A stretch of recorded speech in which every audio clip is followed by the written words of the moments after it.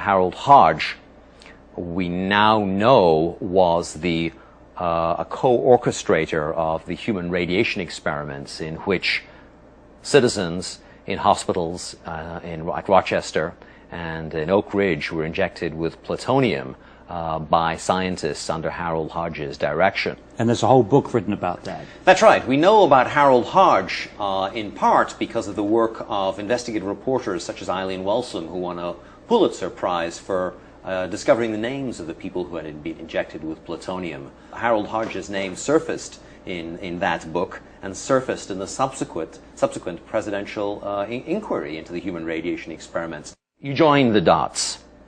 If Harold Hodge and the University of Rochester are injecting people with plutonium and uranium, and at the same time they are reassuring us about fluoride safety, what's the connection?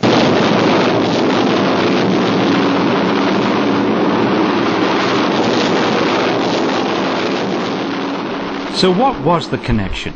Harold Hodge was the chief toxicologist of the Manhattan Project, the group of scientists and engineers who developed the atomic bomb in World War II and the early years of the Cold War. Hodge was responsible for investigating the toxicity of many of the chemicals used in the production of the atomic bomb, and one of the chemicals of major concern was fluoride. The Manhattan Project needed enormous quantities of fluoride to make nuclear weapons, to make the bomb that was dropped on Hiroshima. So the Manhattan Project were concerned about fluoride toxicity.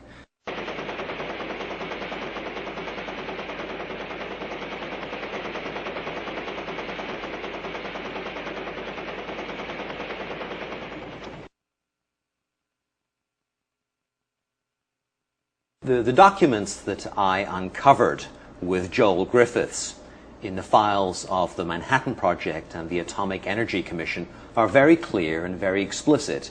The toxicology department at the University of Rochester, which was under the direction of Harold Hodge, was asked to come up with medical information that could help the government in lawsuits in which the United States Army and the US government were being charged with fluoride pollution.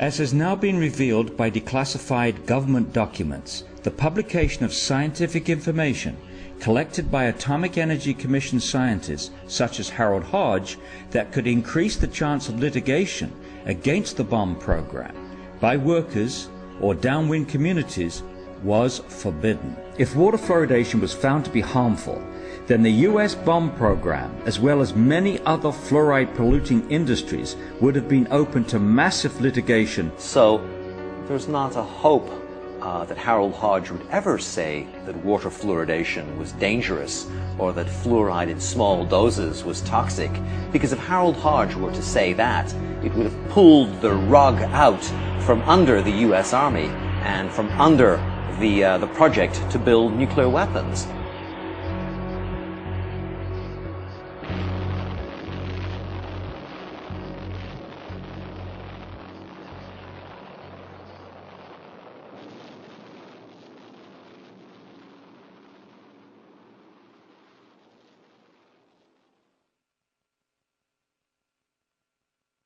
For people who know the history of medicine and science in this country, the Kettering Laboratory was at one time one of the largest private laboratories dealing with issues of toxicity. It was a very well-funded laboratory, and its director, Robert Kehoe, was a very senior figure in the public health establishment. Today, we know Kehoe's name best for his career-long defense of the safety of adding lead to gasoline. Kehoe spent a professional lifetime from his pulpit at the Kettering Laboratory assuring the nation that lead added to gasoline was entirely safe. Of course, that's been thoroughly discredited. The toll of health injuries, of neurological injuries to children alone from adding lead to gasoline is almost incalculable. And for that, we really can thank Dr. Robert Kehoe. He soldiered on lead's behalf for his professional lifetime, and he did so being paid by the Ethyl Corporation, who were the makers of tetraethyl lead. The same job that Robert Kehoe did laundering lead's image on industry's behalf, he did for fluoride. Kehoe, along with Harold Hodge, was a leading defender of fluoride safety in the workplace, and he also was a leading promoter of water fluoridation.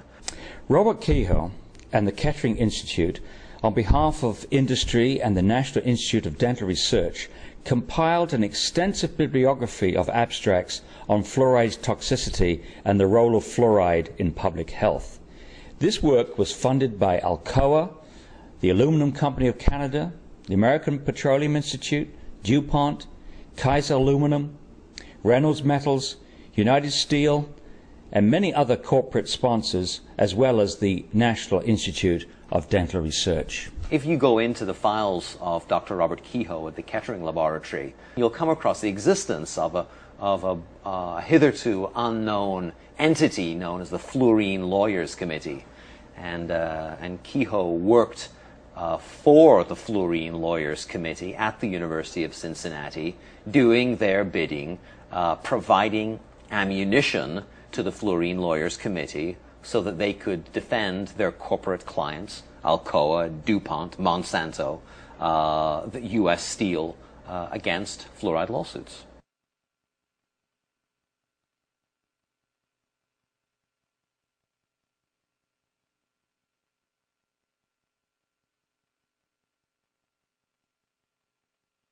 In Robert Kehoe's files, there is a medical study which was a state-of-the-art $100,000 study in which beagle dogs were given fluoride to breathe in conditions which approximated the working conditions for men and women in the aluminum industry or in any fluoride industry. What happened to that beagle study? The beagle study, Paul, found that fluoride was profoundly toxic to the laboratory animals. The beagle dogs who breathed fluoride 6 days a week, just like workers, had stupendous lung damage and damage to their lymph nodes. You'd think that someone would have given that medical information to America's doctors or to the workers who were going to those doctors asking why they had emphysema. No, the study was given to the Fluorine Lawyers Committee and it was buried.